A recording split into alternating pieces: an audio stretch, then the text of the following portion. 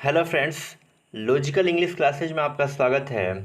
आपको जानकर खुशी होगी कि लॉजिकल इंग्लिश क्लासेज पर ही हम लोग बायोलॉजी का क्लास हम लोग कर रहे हैं। और हम लोग आज के क्लास में देखेंगे क्लास 10th का हम लोग जीव विज्ञान हम लोग देखने वाले हैं। और आपको पता भी होगा, जो पुराने स्टूडेंट होंगे, हम लोग पार्ट 4 तक हम लोग कुल 80 क्वेश्चन तक हम लोग कर चुके हैं। और वैसे क्वेश्चन को किए हुए हैं जो प्रीवियस क्वेश्चन जो पूछा गया है, एग्ज़ाम में पूछा गया है, वैसे क्वेश्चन को हम लोग किए हैं। और पुराने स्टूडेंट को आइडिया भी लगा होगा कि एग्ज़ाम में कैसे कैसे क्वेश्चन बनते हैं। तो आज की इस क्लास में हम शुरू करने वाले हैं पार्ट 5 वाला हम लोग शुरू करेंगे। पार्ट 5 में देखेंगे कैसे कैसे क्वेश्चन मिल रहे हैं। लेकिन वैसे बच्चे जो अभी तक पार्ट 4 तक वाले वीडियो को नहीं देखे हैं, अगर देखना चाहते हैं तो यूट्यूब पर आप सर्च कीजिएगा कि logical English by Bittu sir, और वहाँ से आप देख सकते हैं। तो आइए हम लोग शुरू कर लेते हैं पार्ट 5 में, और लास्ट तक आप बने रहिएगा और आप बताइएगा कि आपका स्कोर जो है कितना जा रहा है। और सभी क्वेश्चन जो होंगे इम्पोर्टेंट होंगे, प्रीवियस क्वेश्चन होंगे जो किसी न किसी एग्ज़ाम में पूछे गए होंगे। और आपको यहाँ से आइडिया लगेगा कि आपके भी एग्ज़ाम में कौन कौन से क्वेश्चन बन सकते हैं। तो देखिए हम लोग शुरू करते हैं। आज का हम लोग का पहला क्वेश्चन जो होगा, क्वेश्चन नंबर होगा 81। क्वेश्चन नंबर जो होगा 81 होगा। तो ध्यान दीजिएगा, 80 नंबर आपका क्वेश्चन क्या है। देखिए कह रहा है कि मानव में वहन तंत्र के घटक हैं, वहन तंत्र के घटक हैं। तो आइए हम लोग सबसे पहले समझने का प्रयास करते हैं कि ये वहन तंत्र क्या होता है।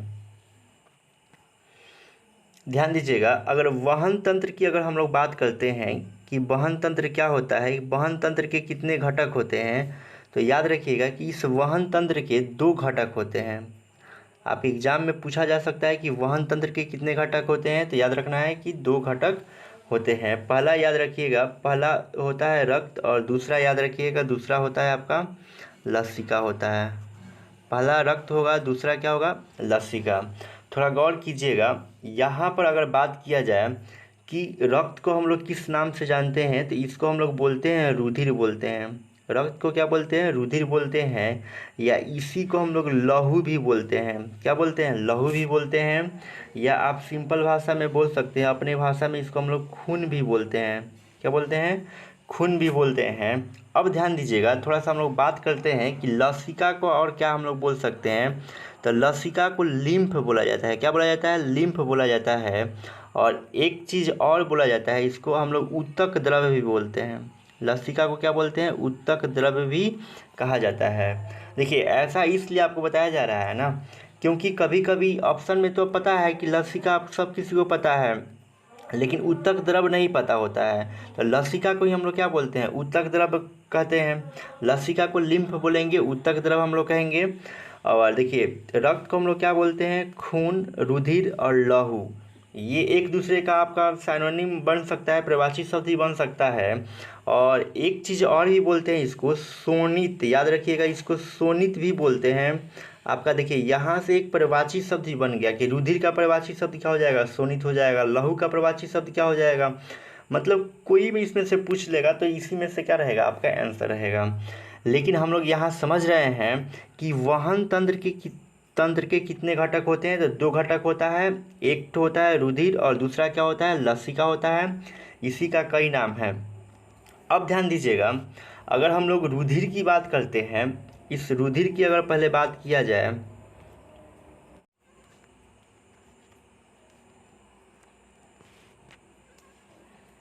तो रुधिर के, याद रखिएगा, रुधिर के भी 2 घटक होते हैं। रुधिर के भी आपके कितने घटक होते हैं, 2 घटक होते हैं। एक होता है तरल भाग। पहला क्या होता है, एक होता है आपका तरल भाग होता है, और दूसरा होता है आपका ठोस भाग होता है। याद रखिएगा, पहला भाग जो होगा, पहले भाग को हम लोग क्या बोलेंगे, तरल भाग बोलेंगे, और दूसरे भाग को हम लोग क्या बोलते हैं, ठोस भाग बोलते हैं। अब ध्यान देने वाली बात है कि तरल भाग को हम लोग क्या बोलते हैं, प्लाज्मा बोलते हैं। तरल भाग को क्या बोलेंगे, प्लाज्मा बोलेंगे। और ठोस भाग को हम लोग क्या बोलते हैं, ठोस भाग को हम लोग बोलते हैं रक्त कोशिकाएं। ठोस भाग को हम लोग क्या बोलेंगे, रक्त कोशिकाएं बोलेंगे। इस चीज़ को आप ध्यान रखिएगा। अब थोड़ा सा ध्यान दीजिएगा, इसमें हम लोग बात कर लेते हैं कि आखिर प्लाज्मा के बारे में थोड़ा सा हम लोग बात करते हैं। तो ध्यान दीजिएगा,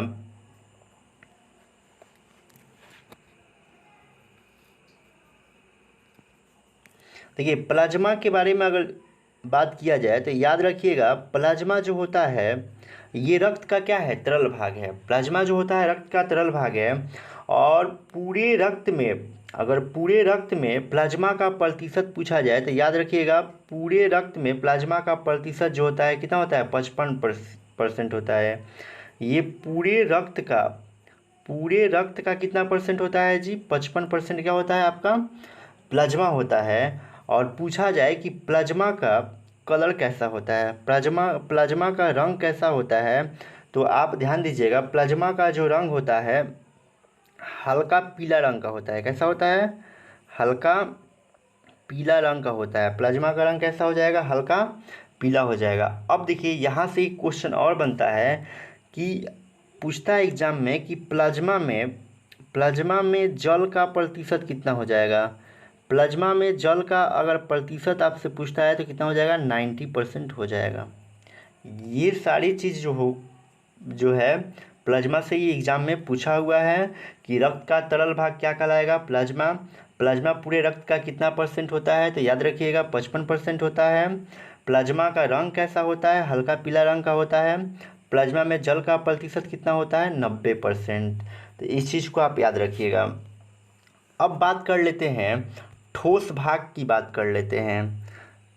2 भाग में बांटे थे ना हम लोग, तो दूसरा क्या था, ठोस भाग की बात कर लेते हैं। तो ठोस भाग में आपका क्या आया था, ठोस भाग में हम लोग देखे थे कि इसमें रक्त कोशिकाएं आई थी। जितनी भी रक्त कोशिकाएं होती है ना, ये सब ठोस भाग में आएंगी। तो रक्त कोशिकाओं की अगर बात किया जाए तो हम लोग संक्षेप में देखेंगे, क्योंकि नहीं तो वीडियो ज़्यादा लंबा हो जाएगा। रक्त कोशिकाएं 3 प्रकार की होती है। पहला होती है आरबीसी, और दूसरा की डब्ल्यूबीसी, और तीसरा होता है प्लेटलेट्स। रक्त कोशिकाएं 3 प्रकार की, पहला आरबीसी, दूसरा डब्ल्यूबीसी, तीसरा क्या हो गई, प्लेटलेट्स। अब ध्यान दीजिएगा, यहाँ से आपको पूछता है कि आरबीसी को हम लोग क्या बोलते हैं, तो इरिथ्रोसाइट्स भी बोलते हैं। क्या बोलते हैं, इरिथ्रोसाइट्स।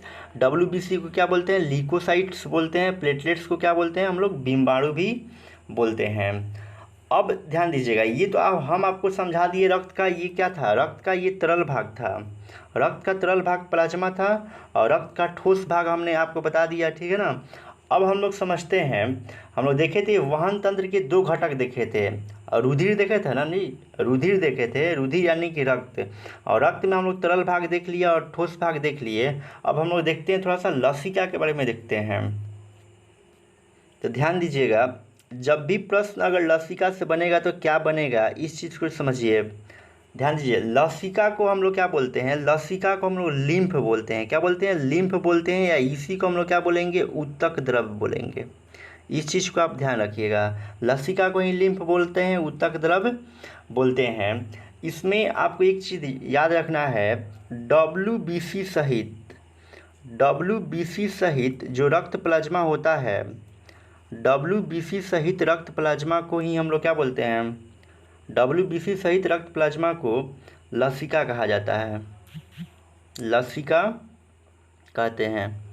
इस चीज़ को याद रखिएगा, ये प्रश्न कहा है कि डब्ल्यूबीसी सहित रक्त प्लाज्मा को हम लोग क्या कहते हैं, तो क्या बोलते हैं, लसिका हम लोग कहते हैं। अब ध्यान दीजिएगा कि अगर लसिका की बात करते हैं तो जाहिर सी बात है कि लसिका में तो डब्ल्यूबीसी मौजूद होगा, लसिका में डब्ल्यूबीसी मौजूद होगा, लेकिन लसिका में क्या आरबीसी मौजूद होगा, क्या लसिका में आरबीसी मौजूद नहीं होता है। इस चीज़ को ध्यान रखिएगा, लसिका में आपका आरबीसी जो होता है मौजूद नहीं होता है।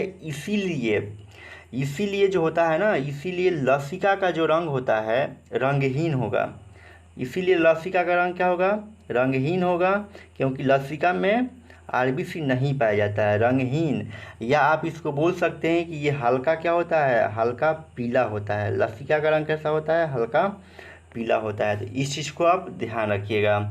तो हमने क्या पढ़ा अभी तक कि वहन तंत्र के 2 घटक होते हैं। पहला हमने पढ़ा था रुधिर, और दूसरा हमने पढ़ लिया लसिका पढ़ लिया। अब हम लोग चलते हैं अपने प्रश्न की तरफ, चलते हैं कि प्रश्न हम लोग का क्या था। अब ध्यान दीजिएगा, प्रश्न की तरफ अगर देखा जाए तो प्रश्न हम लोग का ये था कि मानव में वहन तंत्र के घटक हैं, मानव में वहन तंत्र के घटक हैं। तो ध्यान दीजिएगा, ध्यान दीजिए, इसमें तो कुछ और ऑप्शन दिया हुआ है, जैसे वृक्क, त्वचा, फेफड़ा, इसमें से कोई ऑप्शन नहीं होगा, ठीक है ना, कोई ऑप्शन नहीं होगा। ठीक, आपको हम बताए हैं, आप वो वाला याद रखिएगा, इसमें से कोई ऑप्शन नहीं होगा, ठीक है, कोई ऑप्शन नहीं होगा। मानव में वहन तंत्र के घटक दो ही होते हैं, हम लिख देते हैं फिर से, पहला रक्त होता है और दूसरा क्या होगा, पहला जो होगा रक्त होगा, दूसरा जो होगा आपका लसिका होगा।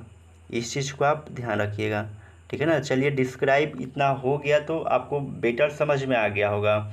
यहाँ पर ऑप्शन जो दिया था, ऑप्शन इसके अनुसार से नहीं है, क्वेश्चन के अनुसार से। चलिए, आशा करते हैं कि आपको समझ में आया होगा। अगर कोई भी डाउट होता है तो आप कमेंट सेक्शन में तुरंत लिखने का प्रयास कीजिएगा। चलिए, अगला क्वेश्चन हम लोग देखते हैं, क्वेश्चन नंबर 82 हम लोग देख लेते हैं। कह रहा है कि हरित लवक के किस भाग में प्रकाश संश्लेषण की क्रिया होती है। तो ध्यान दीजिएगा, ये कहा है कि हरित लवक के किस भाग में प्रकाश संश्लेषण की क्रिया होती है। तो इसका राइट आंसर क्या हो जाएगा, बी नंबर हो जाएगा, हरे भाग में। हरित लवक का जो हरा भाग होगा उसी में क्या होती है, प्रकाश संश्लेषण की क्रिया होती है। इसमें एक चीज़ आप याद रखिएगा कि पेड़ पौधे की पत्तियों में क्लोरोफिल नामक वर्णक पाया जाता है, जिसके कारण पत्तियों का रंग क्या होता है, हरा होता है। यहाँ से ये क्वेश्चन बन सकता है। अगले क्वेश्चन की बात करते हैं, क्वेश्चन नंबर 83 की बात करते हैं। कह रहे हैं कि रक्त में उपस्थित प्लेटलेट्स के कारण होता है, रक्त में उपस्थित प्लेटलेट्स के कारण क्या होता है। तो ध्यान दीजिएगा, प्लेटलेट्स को हम लोग बोलते हैं रक्त पट्टिकाणु भी बोलते हैं या बिम्बाणु भी बोलते हैं। ये प्लेटलेट्स क्या करता है कि रक्त के थक्का जमाने में क्या करता है, मदद करता है, यानी कि रक्त का थक्का बनाने में क्या करेगा, मदद करेगा। बात समझ रहे हैं ना। अब देखिएगा थोड़ी, अगर आपसे प्रश्न कहता है कि शरीर के अंदर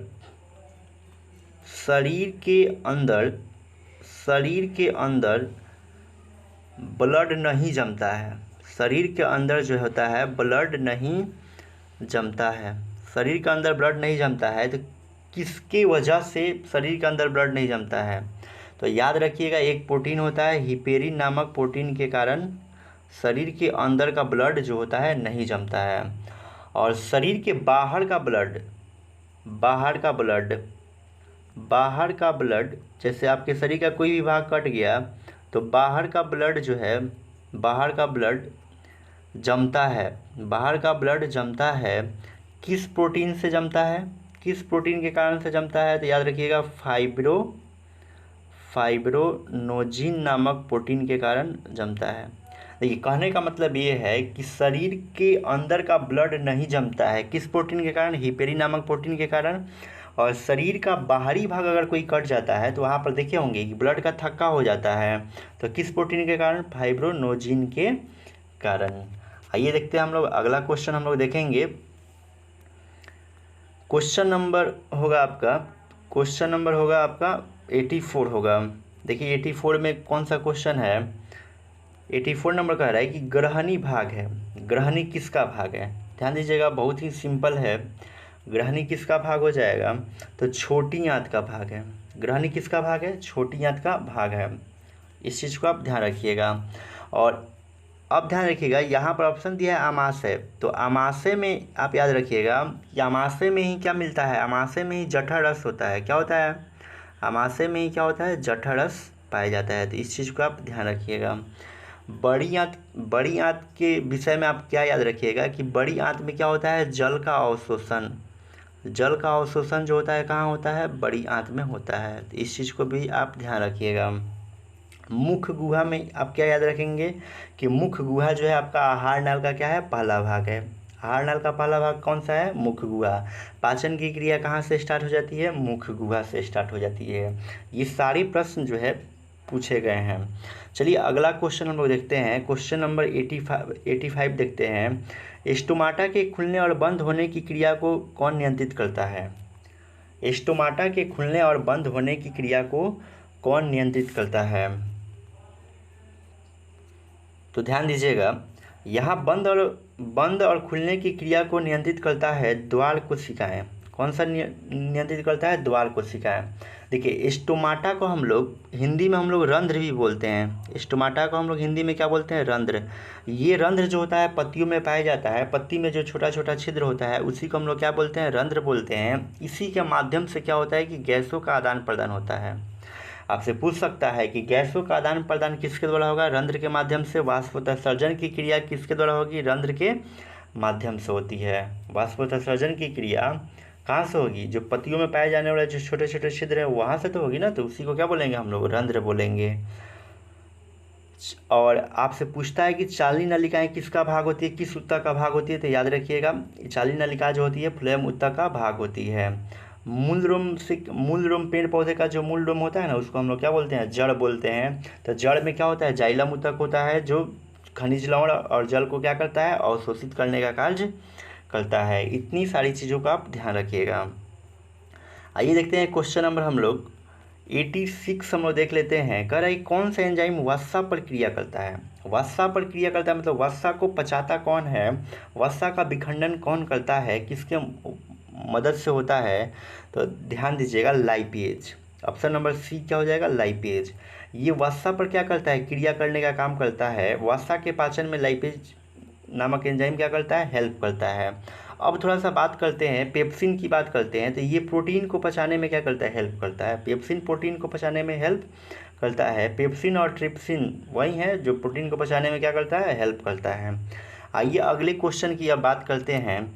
अगला क्वेश्चन देख लीजिएगा 87 नंबर क्वेश्चन क्या कह रहा है, कह रहा है किस प्रकार के श्वसन से अधिक ऊर्जा मुक्त होती है। आप जानते हैं कि श्वसन दो प्रकार का होता है, एक होता है वायवीय श्वसन, एक होता है अवायवीय श्वसन। वैसा श्वसन जो ऑक्सीजन की उपस्थिति में होगा उसको हम लोग वायवीय श्वसन बोलेंगे, और वैसा श्वसन जो ऑक्सीजन की अनुपस्थिति में होगा उसको हम लोग अवायवीय श्वसन बोलेंगे।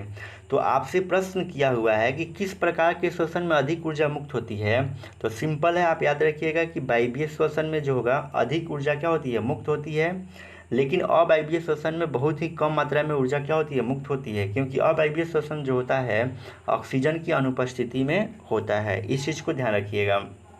अब ध्यान रखिएगा श्वसन से ही हम लोगों को क्या मिलती है, श्वसन से ही क्या मिलता है, एनर्जी। श्वसन जो है ऊर्जा का क्या है, एक रूप है। श्वसन जो है ऊर्जा का एक रूप है, इस चीज़ को भी आप ध्यान रखिएगा। अगले क्वेश्चन की अगर बात करते हैं तो अगला क्वेश्चन बहुत ही इंपॉर्टेंट है। चलिए अगला क्वेश्चन देखिए, हाइड्रा में क्या पाया जाता है, हाइड्रा में क्या पाया जाता है, तो ध्यान रखिएगा इसका राइट आंसर हो जाएगा स्पर्शक पाया जाता है। गौर कीजिएगा, जैसे मान लीजिए कि ये आपका क्या हो गया, हाइड्रा हो गया, क्या हो गया, हाइड्रा हो गया। ये नियंत्रण एवं समन्वय चैप्टर पढ़िएगा ना तो आपको मिलेगा, हाइड्रा ऐसे फिगर हो गया। तो इस चीज़ को हम लोग क्या बोलेंगे, ये ऊपर वाला चीज़ है, इसको हम लोग क्या बोलते हैं, स्पर्शक बोलते हैं। तो हाइड्रा में क्या पाया जाता है, आपका स्पर्शक पाया जाता है। इस चीज़ को आप याद रखिएगा, कभी गलत ही नहीं होगा।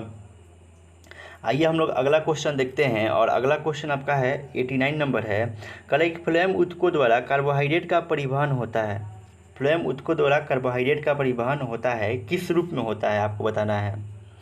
फ्लोएम ऊतकों द्वारा कार्बोहाइड्रेट का परिवहन जो होता है किस रूप में होता है, सुक्रोज के रूप में होता है। इसको ध्यान रखिएगा, फ्लोएम ऊतकों द्वारा कार्बोहाइड्रेट का परिवहन जो होगा सुक्रोज के रूप में होगा। आइए हम लोग बात करते हैं फ्रुक्टोज किस में मिलेगा।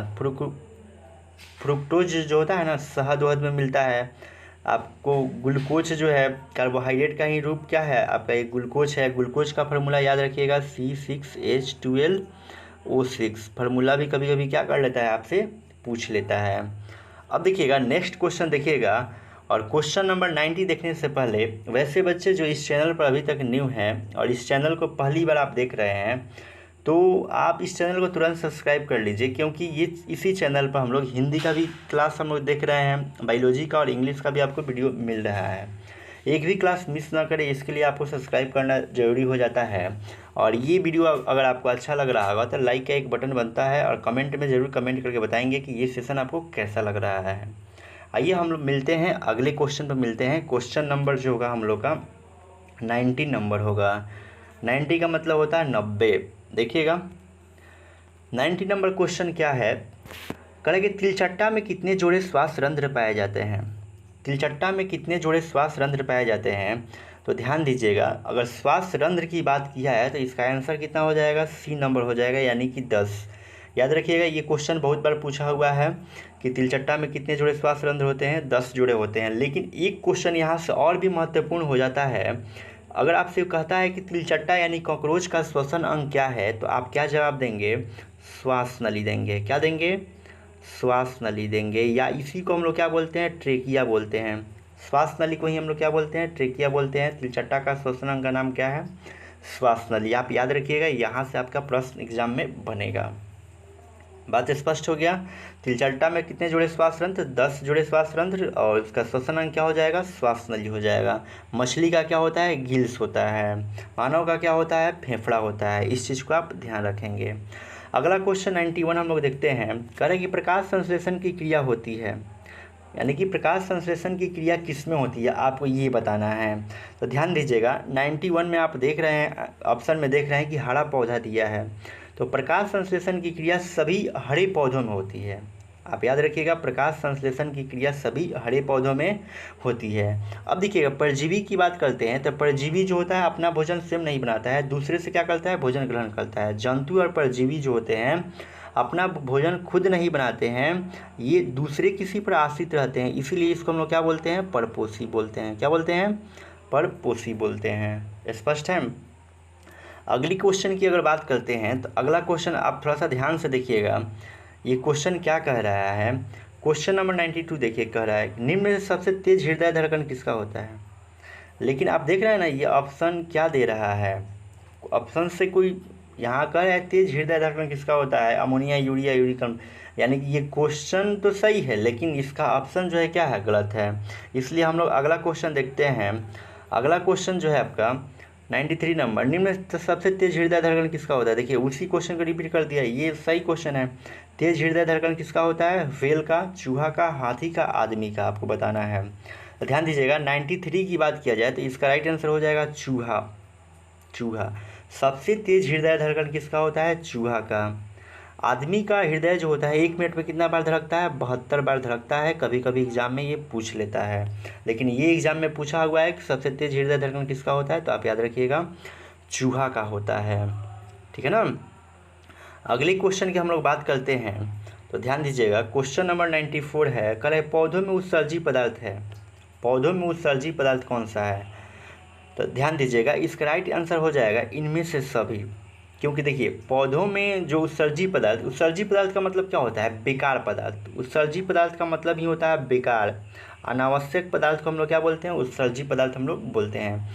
तो गोंद भी आंसर होगा, रेजिन भी होगा, और टैनिन भी क्या है, उत्सर्जी पदार्थ है। इसलिए राइट आंसर क्या हो जाएगा, इनमें से सभी। स्पष्ट है ना।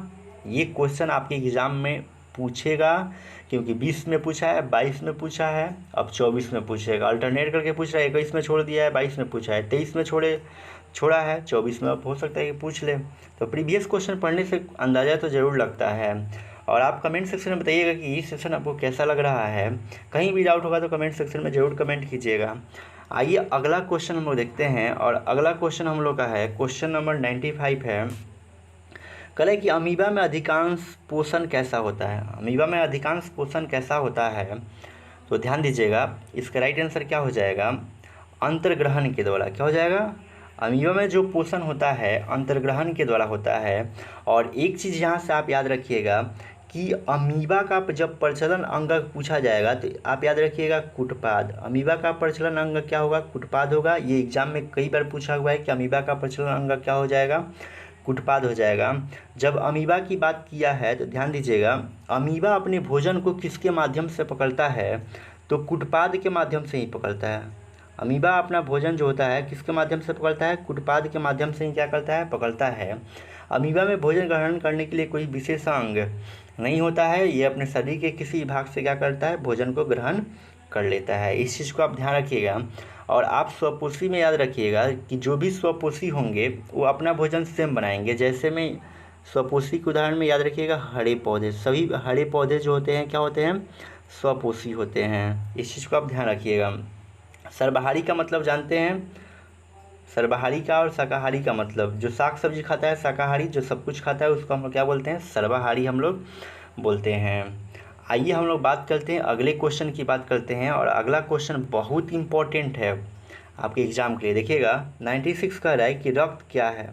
तो सबसे पहले जानिए कि रक्त को हम लोग और क्या नाम दे सकते हैं। तो रक्त को हम लोग क्या बोल सकते हैं जी, रक्त को हम लोग रुधिर कहते हैं। क्या बोलते हैं, रुधिर बोलते हैं, लहू बोलते हैं, खून बोलते हैं, और एक याद रखिए जो आपकी हिंदी में पूछता है उसको हम लोग बोलते हैं शोणित। ये तत्सम शब्द है, ठीक है ना।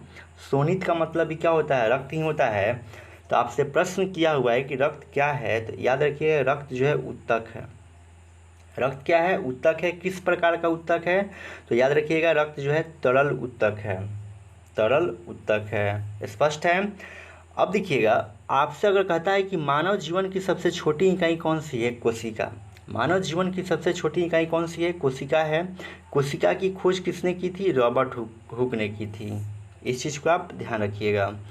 अगले क्वेश्चन की हम लोग बात कर लेते हैं, तो ध्यान रखिएगा। अगला क्वेश्चन देखिए बहुत इंपॉर्टेंट है, 97 नंबर का है कि डायलिसिस मशीन द्वारा रक्त का शुद्धिकरण की प्रक्रिया क्या कहलाती है।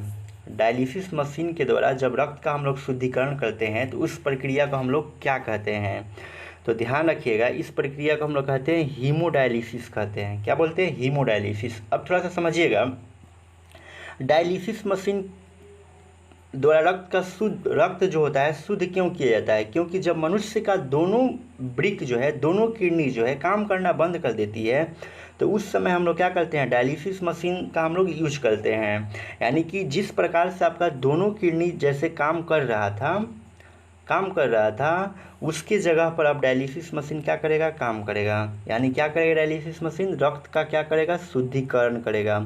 पहले रक्त का शुद्धिकरण कौन कर रहा था, पहले वृक्क कर रहा था, लेकिन हो सकता है कि चोट आने के कारण या संक्रमण के कारण, ठीक है ना, आपका किडनी खराब हो गया है, तो इसके वजह से दोनों किडनी के खराब हो जाने की वजह से डायलिसिस के द्वारा क्या किया जाता है, रक्त का शुद्धिकरण किया जाता है, तब मनुष्य जीवित रहता है। तो याद रखिएगा कि डायलिसिस मशीन द्वारा रक्त के शुद्धिकरण की प्रक्रिया क्या कहलाएगी, हीमोडायलिसिस। बहुत ही इंपॉर्टेंट है और आप लास्ट तक बने रहिए और लास्ट में आप कमेंट करके बताइएगा कि आपका कितना में कितना सही हो रहा है, ताकि एक अंदाज़ा भी लगे कि आप पॉजिटिव की तरफ घूम रहे हैं कि नेगेटिव की तरफ जा रहे हैं। क्योंकि अब आपके एग्ज़ाम में समय जो है बहुत कम बचा हुआ है, इसलिए आप तैयारी में लगे रहिए। और आपको ये सेशन कैसा लग रहा है आप कमेंट सेक्शन के माध्यम से बताएंगे। आइए हम लोग देखते हैं क्वेश्चन नंबर, हम लोग देखते हैं 98 नंबर देखते हैं।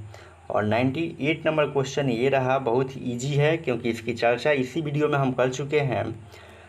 98 देखिएगा, करें कि चालनी नलिकाएँ पाई जाती है, किसमें चालनी नलिकाएँ पाई जाती है, तो बहुत सिंपल है क्योंकि इसी सेशन में हमने बताया है कि चालनी नलिकाएँ जो होती है फ्लोएम उत्तक का क्या होती है, भाग होती है।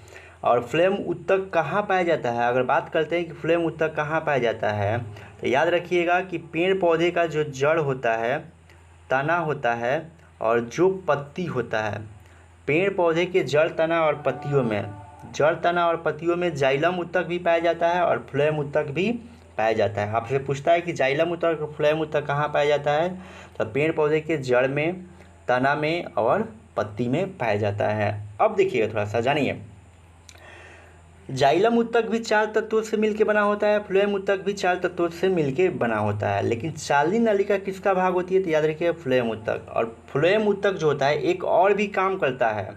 फ्लोएम उत्तक जो पेड़ पौधे के अंदर जो खाना बना रहता है, ये क्या करता है कि भोजन के परिवहन में क्या करता है, मुख्य भूमिका निभाता है।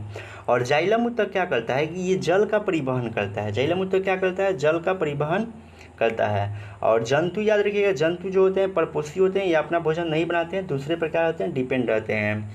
और एककोशिकीय पौधे की बात किया जाए तो एककोशिकीय पौधे में आप याद रखिएगा, जहाँ से प्रश्न आपसे पूछ लेता है स्पाइरोगाइरा नहीं, आप यहाँ से क्लेमाइडोमोनास याद रखिएगा। क्लेमाइडोमोनास क्या याद रखेंगे, क्लेमाइडोमोनास क्या है, ये एक कोशिकीय क्या हो जाएगा, सवाल हो जाएगा। क्लेमाइडोमोनास आप याद रखिएगा। अब देखिएगा अगले क्वेश्चन की जब बात किया जाएगा, क्वेश्चन नंबर 99 की बात किया जाएगा, आरबीसी की जीवन अवधि कितना होता है। आपको बताना है कि आरबीसी की जीवन अवधि क्या होता है। बहुत ही सिंपल है, देखिएगा इसका जीवन अवधि 120 दिन का होता है। आरबीसी का मतलब होता है रेड ब्लड सेल, लाल रक्त कोशिकाएं। तो इसका जीवन अवधि कितना होगा, 120 दिन। और आपसे अगर प्रश्न किया जाता है कि आरबीसी का निर्माण कहाँ होगा, तो याद रखिएगा बोन मैरो, जिसको हम लोग क्या बोलते हैं, अस्थि मज्जा बोलते हैं। अस्थि मज्जा में ही क्या होता है कि आरबीसी का निर्माण होता है। और आरबीसी यानी कि लाल रक्त कोशिकाएं लाल होती है, किसकी वजह से लाल होती है? तो हीमोग्लोबिन नामक वर्णक के कारण जो होती है लाल रक्त कोशिकाएं क्या होती है? लाल आपको दिखाई देती है। तो याद रहेगा कि आरबीसी का जीवन अवधि कितना हो गया? 120 दिन हो गया। अगले क्वेश्चन की अगर बात किया जाए, क्वेश्चन नंबर 100 की बात किया जाए, तो ध्यान दीजिए क्या कर रहा है क्वेश्चन। कह रहा है कि पौधों में भोजन किस रूप में जमा रहता है? जो पौधे होते हैं, पौधे में भोजन जो होता है किस रूप में जमा रहता है? तो ध्यान दीजिएगा, पौधे में भोजन किस रूप में जमा रहता है? तो याद रखिएगा स्टार्च के रूप में। पौधे में भोजन जमा रहेगा किस रूप में? स्टार्च के रूप में जमा रहेगा। अब देखिए प्रोटीन की बात करते हैं, तो प्रोटीन क्या करता है? आपके शरीर के टूटे फूटे अंगों की मरम्मत कौन करता है? प्रोटीन करता है। आपके शरीर के टूटे फूटे अंगों की मरम्मत कौन करता है? प्रोटीन करता है। और प्रोटीन किस में पाया जाता है? तो सोयाबीन में अधिक मात्रा में क्या होता है? प्रोटीन पाया जाता है। सोयाबीन और मूंगफली में अधिक मात्रा में प्रोटीन पाया जाता है। इसके अतिरिक्त आप दाल भी याद रख सकते हैं। फैटी एसिड की बात करें, फैटी एसिड मतलब फैट की बात कर रहा है, यानी कि आप मांस मछली खाते हैं तो उसमें फैटी एसिड आपको मिलेगा। ग्लूकोज की बात करते हैं, तो ग्लूकोज जो है बाबू कार्बोहाइड्रेट का रूप होता है। किसका होता है? कार्बोहाइड्रेट का रूप होता है। और ग्लूकोज का फार्मूला याद रखिएगा C6H12O6 होता है। अगर इतने सारी चीज़ों का आप ध्यान रखते हैं तो आप एग्ज़ाम में गलत करके नहीं आ सकते हैं। और देखिए सारे क्वेश्चन को हम डिस्क्राइब करने का प्रयास कर रहे हैं, क्योंकि क्वेश्चन यहीं से बनने वाले हैं। घुमा फिरा कर आपको ऑप्शन से भी क्वेश्चन बना सकता है, इसलिए आप चीज़ों को ध्यानपूर्वक देखिएगा, क्लास को मिस मत कीजिएगा, पूरे लास्ट तक बने रहिए और अंत तक ज़रूर बताइएगा कि आपको ये क्लास कैसा लग रहा है। अगर ये क्लास अच्छा लग रहा है तो आप अपने दोस्तों के पास भी शेयर करेंगे और उसे इस चैनल से जोड़ने का प्रयास करेंगे। चलिए हम लोग बढ़ते हैं, अगले क्वेश्चन की तरफ बढ़ते हैं। क्वेश्चन नंबर होगा हम लोग का 101 नंबर होगा क्वेश्चन नंबर। करें कि मानव हृदय घिरा होता है। मानव हृदय जो होता है किससे घिरा होता है? आपको ये चीज़ बताना है। तो ध्यान दीजिएगा, मानव हृदय जो होता है पेरिकार्डियम से क्या होता है? घिरा होता है। जैसे देखिए मोबाइल में हम लोग कवर लगाते हैं ताकि मोबाइल को सुरक्षा मिले, उसी प्रकार से हृदय के बाहर एक आवरण होता है, उस आवरण को हम लोग क्या बोलते हैं? पेरिकार्डियम बोलते हैं। स्पष्ट है? आपको अभी हम बताएं कि जाइलम ऊतक और फ्लोएम ऊतक जो होता है पेड़ पौधे के जड़, तना और पत्तियों में पाया जाता है। जाइलम क्या करता है? जल एवं खनिज लवणों का परिवहन करता है। फ्लोएम ऊतक क्या करता है? जो भी पेड़ पौधे में खाना बनता है उसका परिवहन करने का काम कौन करता है? फ्लोएम ऊतक करता है। यहाँ प्लाज्मा के बारे में भी हम फर्स्ट ही क्वेश्चन नंबर 81 में हम बताएं कि प्लाज्मा जो होता है पूरे रक्त का कितना परसेंट होता है प्लाज्मा? ये पूछेगा क्वेश्चन आपके एग्जाम में कि प्लाज्मा जो होता है पूरे रक्त का कितना परसेंट होता है? तो पूरे रक्त का कितना परसेंट होता है? 55% प्लाज्मा होता है अकेले। और प्लाज्मा में आपसे पूछे कि प्लाज्मा में जल कितना प्रतिशत होता है, तो जल याद रखिएगा, प्लाज्मा में जल कितना प्रतिशत? 90% होता है। ये दोनों क्वेश्चन बहुत इंपॉर्टेंट है, ध्यान दीजिएगा। कई बार आपके एग्जाम में पूछा है कि पूरे रक्त में प्लाज्मा का प्रतिशत 55%, प्लाज्मा में जल का प्रतिशत 90%। प्लाज्मा किसका भाग है? रक्त का भाग है। रक्त के तरल भाग को हम लोग क्या बोलते हैं? प्लाज्मा बोलते हैं। तो इस चीज़ को आप ध्यान रखिएगा, मिस मत कीजिएगा।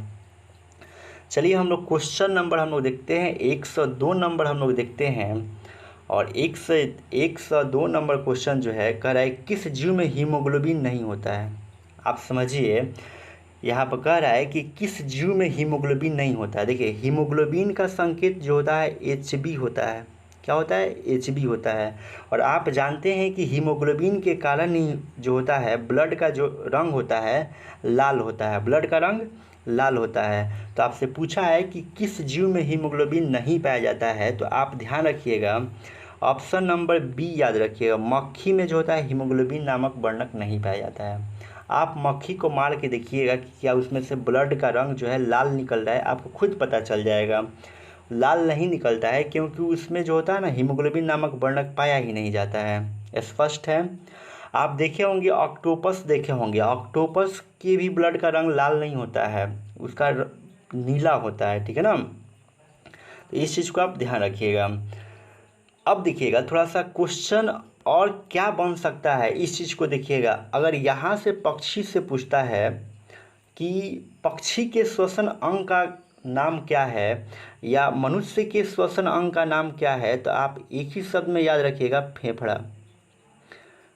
पक्षी और मनुष्य के श्वसन अंग का नाम क्या है, फेफड़ा। इस चीज़ को आप ध्यान रखिएगा। और यहाँ से एक क्वेश्चन और बन सकता है कि मनुष्य के हृदय में कितने बेस्म होते हैं, तो याद रखिएगा 4। और पक्षी के हृदय में कितने बेस्म होते हैं, तो 4 ही याद रखिएगा। आपने क्या सीखा कि हीमोग्लोबिन किस में नहीं होते हैं, मक्खी में नहीं होता है। पक्षी और मनुष्य का श्वसन अंग क्या होगा, फेफड़ा। और पक्षी और मनुष्य के हृदय में बेस्मों की संख्या कितनी होती है, 4 होती है। यहाँ से प्रश्न आपके एग्जाम में पूछा गया है, मिस नहीं करना है।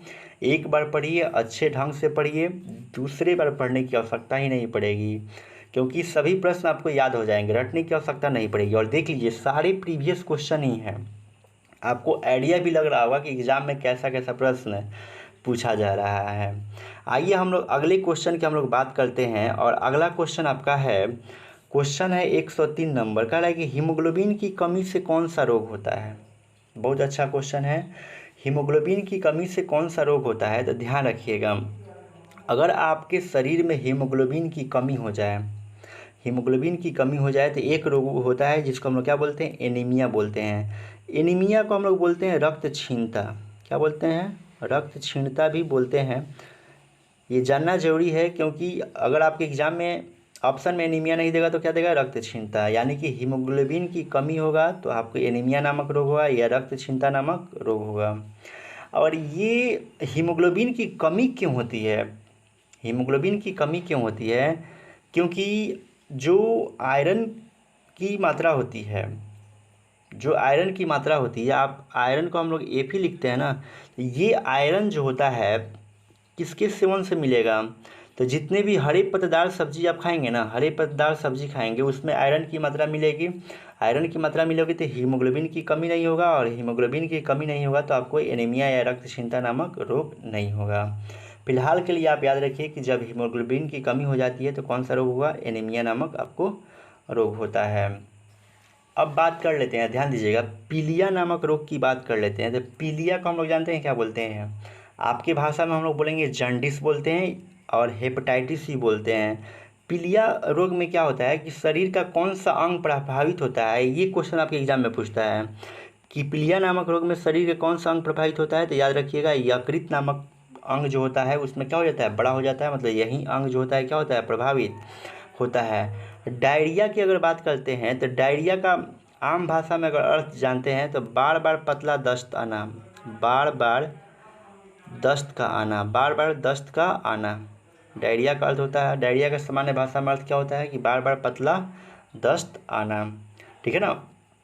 अब देखिए, बहुत ही महत्वपूर्ण ऑप्शन दिया है ए में कि मधुमेह। यहाँ से भी प्रश्न आपके एग्जाम में बनता है कि इंसुलिन नामक हार्मोन की कमी से कौन सा रोग होगा। अगर इंसुलिन की कमी हो जाए, इंसुलिन नामक हार्मोन की कमी हो जाए आपके शरीर में तो कौन सा रोग होगा जी, मधुमेह नामक रोग होगा। तो ये भी क्वेश्चन पूछा हुआ है कि इंसुलिन की कमी से कौन सा रोग होता है, तो मधुमेह नामक रोग होता है। तो इस चीज़ को भी आप ध्यान रखेंगे। चलिए हम लोग बढ़ते हैं अगले क्वेश्चन की तरफ, बढ़ते हैं। आप ऐसे ही सारे क्वेश्चन के कंसेप्ट को समझते चलिए, कुछ भी दिक्कत नहीं होगा आगे। अब देखिएगा, क्वेश्चन नंबर हम लोग 104 की बात करते हैं। कह रहे कि ऑक्सीजन का वाहक कौन है, मतलब ऑक्सीजन को एक जगह से दूसरे जगह कौन ले जाता है, ये प्रश्न आपसे कह रहा है। तो ध्यान दीजिएगा, ऑक्सीजन का वाहक जो होता है आरबीसी होता है। आरबीसी का पूरा नाम होता है रेड ब्लड सेल। अब देखिए, यहाँ से आपको एक स्टोरी बताते हैं। जब आप सांस लेते हैं तो सांस के रूप में सभी गैसें जाती है, सांस के रूप में सभी गैसें जाती है, फेफड़े के पास जाती है, और फेफड़े के पास होती है ब्लड कैपिलरीज होती है, रक्त कोशिकाएं होती है। तो रक्त कोशिकाएं, रक्त में क्या होता है, हीमोग्लोबिन होता है। हीमोग्लोबिन क्या करता है, केवल अपने साथ ऑक्सीजन को क्या करता है, घुला लेता है और ऑक्सीजन को ही लेकर चला जाता है। बाकी सभी गैस वहीं से क्या होती है, बाहर निकल जाती है। तो क्वेश्चन आपसे कह रहा है कि ऑक्सीजन का वाहक कौन होगा, तो क्या हो जाएगा, आरबीसी हो जाएगा। आरबीसी का पूरा नाम क्या हो जाएगा, रेड ब्लड सेल हो जाएगा। बातें स्पष्ट है।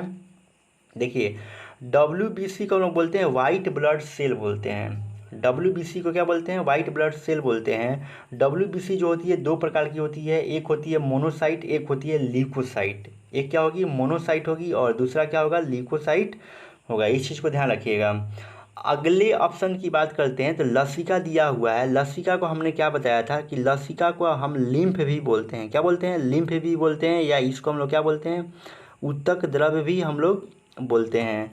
लसिका का रंग कैसा होता है? रंगहीन होता है। कैसा होता है? रंगहीन होता है। और रंगहीन क्यों होता है? क्योंकि लसिका में ध्यान दीजिएगा, लसिका में WBC तो पाया जाता है, लेकिन क्या नहीं पाया जाता है? RBC नहीं पाया जाता है।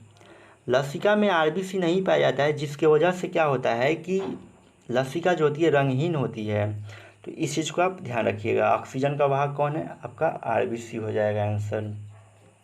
देखिए, बीच बीच में आप कमेंट करते भी रहिए कि आपको ये सेशन कैसा लग रहा है। अच्छा लग रहा हो तो आप कमेंट सेक्शन में ज़रूर लिखें, और एक लाइक का बटन तो बनता ही है। और जो बच्चे इस चैनल पर अभी तक न्यू हैं और चैनल को सब्सक्राइब नहीं किए हैं, वो चैनल को सब्सक्राइब कर ले, ताकि तुरंत का तुरंत आपके पास नोटिफिकेशन पहुंच जाए। चलिए आइए हम लोग बढ़ते हैं क्वेश्चन नंबर 105 की तरफ, और बहुत इंपॉर्टेंट क्वेश्चन है। देखिएगा, कह रहा है कि पौधों में श्वसन होता है। पौधे भी सांस लेते हैं। पौधे भी सांस लेते हैं। क्यों? क्योंकि पौधे क्या हैं? सजीव हैं। तो सजीव हैं तो सांस लेंगे। तो पौधे में श्वसन होता है। कैसे होगा? जड़ के माध्यम से होगा, पत्तियों के माध्यम से होगा, तना के माध्यम से होगा, कि इनमें से सभी के माध्यम से होगा? तो ध्यान दीजिएगा, पौधे जो सांस लेते हैं ना, तो आप कह सकते हैं जड़ के माध्यम से भी, तना के माध्यम से भी, पत्तियों के माध्यम से भी, यानी कि इनमें से सभी। तो समझिए इसमें, देखिए आप जानते हैं कि पत्ती में छिद्र होता है, तो वहीं से पेड़ पौधे क्या करते होंगे? गैसों का आदान प्रदान करते होंगे। बिल्कुल सही है। तो ये तो पत्ती आप समझ रहे हैं कि यहाँ से गैसों का आदान प्रदान हो रहा है, तो यहाँ से शोषण कर सकते हैं। बिल्कुल पत्ती भी सही है। लेकिन आप देखे होंगे किसी मौसम में कि पेड़ पौधे की पत्तियाँ बिल्कुल क्या हो जाती है? झड़ जाती है, पत्ती रहती ही नहीं है। तो उस समय पेड़ पौधे क्या करते हैं? तने के माध्यम से सांस लेते हैं। आप पढ़े हैं कि तने में पाए जाने वाले छोटे छोटे छिद्र को हम लोग क्या बोलते हैं? वातरंध्र बोलते हैं। क्या बोलते हैं? वातरंध्र बोलते हैं। और इसी वातरंध्र के माध्यम से क्या करते हैं? पेड़ पौधे सांस ले लेते हैं। स्पष्ट है। लेकिन कभी कभी आप देखे होंगे, न तो पत्ती आपको दिखाई देगा, न तो उसमें तना दिखाई देगा पेड़ पौधे में। अरे लोग वृक्ष नहीं काट लेते हैं, एकदम नीचे से काट लेते हैं, धरती के बराबर से क्या करते हैं? काट लेते हैं। तो उसमें मेनली रूप से मतलब जड़ ही बच जाता है। तो उस समय भी देखते हैं ना, वहाँ से पौधा क्या करने लगता है? ग्रो कर लेता है। यानी कि पेड़ पौधा वहाँ से क्या कर लेता है? श्वसन क्रिया द्वारा गैसों का आदान प्रदान कर रहा है, खाना बना रहा है। ठीक है ना? तो याद रखिएगा, पौधे में श्वसन जो होता है इन सभी के माध्यम से होता है। जड़ के माध्यम से, पत्तियों के माध्यम से, तना के माध्यम से। आपका राइट आंसर क्या हो जाएगा? ऑप्शन नंबर डी हो जाएगा। चलिए आपको ले चलते हैं अगले क्वेश्चन की तरफ ले चलते हैं, लेकिन आप वीडियो में ऐसे ही बने रहिए ताकि आपको अंदाज़ा लगे कि कैसा कैसा प्रश्न पूछा जा रहा है। देखिएगा, यहाँ पर क्वेश्चन नंबर जो था ना 106 नंबर अभी क्वेश्चन बाकी रह गया है। देखिए 106 नंबर क्वेश्चन क्या है, पहले इसको हम लोग देखते हैं। कह रहा है 106 नंबर क्वेश्चन कह रहा है कि कौन सी बीमारी श्वसन तंत्र से संबंधित है? श्वसन तंत्र से कौन सी बीमारी संबंधित है? आपको आंसर देना है। तो ध्यान दीजिएगा, यहाँ पर आपको ऑप्शन मिलता है, 4 ऑप्शन मिलता है कि श्वसन तंत्र से कौन सी बीमारी होती है। तो ध्यान रखिएगा, श्वसन तंत्र से बीमारी होने वाली है निमोनिया है। क्या है? निमोनिया है। अब देखिएगा, डायरिया की बात हम लोग किए कि डायरिया का सामान्य भाषा में अर्थ होता है कि बार बार पतला दस्ताना। मलेरिया में आप याद रखिएगा कि मलेरिया कैसे फैलता है। तो मलेरिया जो होता है मच्छर के कारण से फैलता है, मच्छर के कारण से फैलता है। और इसके परजीवी की बात किया जाए कि मलेरिया का परजीवी का नाम क्या है, तो मलेरिया के परजीवी आपसे पूछता है एग्जाम में, तो याद रखिएगा प्लाज्मोडियम। प्लाज्मोडियम ये 9th क्लास में है, ठीक है ना, लेकिन पूछ लेता है कि मलेरिया के परजीवी का नाम क्या है? प्लाज्मोडियम। इस चीज़ को आप ध्यान रखिएगा। उसके बाद अगर बात करते हैं कि मलेरिया जो होता है किससे फैलता है, तो प्रोटोजुआ के माध्यम से फैलता है।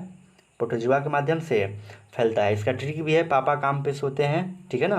पापा से हो जाएगा पायरिया, यानी कि प्रोटोजुआ के माध्यम से हो जाएगा। क से हो जाएगा काला जार हो जाएगा प्रोटोजुआ के माध्यम से। म से क्या हो जाएगा? मलेरिया हो जाएगा। यानी कि प्रोटोजुआ के द्वारा मलेरिया फैलता है। लेकिन मच्छर काटेगा, मच्छर के शरीर में सबसे पहले प्रोटोजुआ प्रवेश करेगा, तो वही मच्छर काटता है ना, मच्छर काटता है तो वही मलेरिया नामक रोग होता है। अब देखिए यहाँ से पूछता है आपको कि किस मच्छर के काटने से मलेरिया नामक रोग होता है, तो ये आप याद रखेंगे कि मादा एनोफ्लीज मच्छर के काटने से क्या होता है, मलेरिया नामक रोग होता है। और इंसुलिन की कमी से कौन सा रोग होता है, तो आप याद रखेंगे मधुमेह नामक रोग होता है। चलिए अगले क्वेश्चन की अगर बात करते हैं, क्वेश्चन नंबर 1 से 7 की बात करते हैं। कह रहा है कि मनुष्य के श्वेत रक्त कोशिकाओं की जीवन अवधि कितनी होती है। श्वेत रक्त कोशिका का मतलब कि जो WBC होता है उसके जीवन अवधि की यहाँ पर बात किया जा रहा है। तो ध्यान दीजिएगा, यहाँ पर जीवन अवधि जो होता है इसका 12 से 20 दिन होता है। कितना होता है, 12 से 20 दिन होता है। क्या याद रखना है कि WBC का जीवन काल कितना होता है, तो 12 से 20 दिन। लेकिन यहीं पर आपसे पूछ देता अगर कि RBC का जीवन अवधि कितना होता है, आपको हम बताए हुए हैं क्योंकि ये क्वेश्चन तुरंत आया हुआ था पीछे अभी। तो 120 दिन क्या होता है, RBC का जीवन अवधि होता है। यानी कि कितना महीना हो गया, 30 चौका 120, यानी कि 4 महीना का जीवन अवधि होता है। ठीक है ना, तो इस चीज़ को आप याद रखिएगा। अगले क्वेश्चन की बात करते हैं, क्वेश्चन नंबर 108 देखिएगा।